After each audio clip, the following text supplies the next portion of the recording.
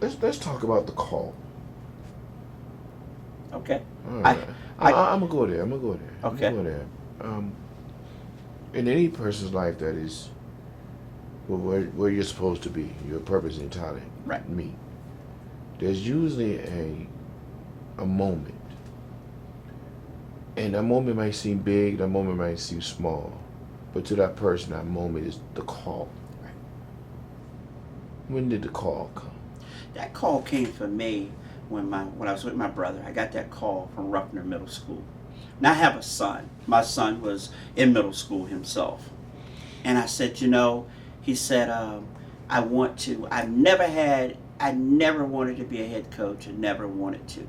And I talked to the athletic director at Ruffner. And, he was telling me, it's time. It's your time. It's your time to do it. And I said, I'm not sure. And I got a son wrestling. I don't know if I'm ready. I've never wanted to be a head coach. And I was saying to someone, I'm a campaign manager. I never want to be president. I prefer to stay in the background. I don't want the publicity. I don't want the notoriety. But one thing happened as I realized what made that decision, what I made that call was because I realized that I could be more effective if I lead. Because people follow leaders. I had been a follower. I had been a good follower. I consider myself the best second man there was. But because I was with such great people, my brother included, I learned the best and the worst from each one of them. And I said, I can get more if I lead. And you have to stop being selfish now. This is not about you. You owe this to them. My father talked about that talent. I knew my talent was motivation. Now I can reach more people. I said, I'm going to stop being selfish and I'm going to get out there and I'm going to get that position. And I did. I was so glad that I did because a couple of things happened. The first thing that happened was it made me work even harder. It made me work even harder because responsibility either breaks you or it makes you. And it made me.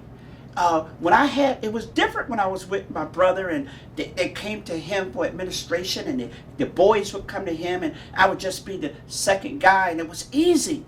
But when I had to make all the decisions as the leader, as the head coach, then more responsibility, and that actually thrilled me.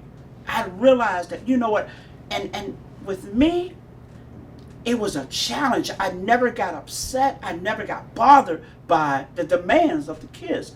And I said, wow, that's all I want to do. I want to be a head coach.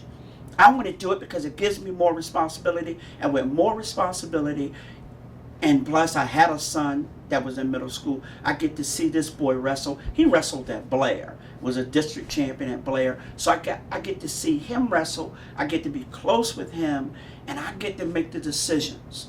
I get to make the calls for the betterment of the young man. And once I locked in that first opportunity, it just allowed me to do so many things. So what do you want to do now? Why are we here? Well, wow. I've got so many things I want to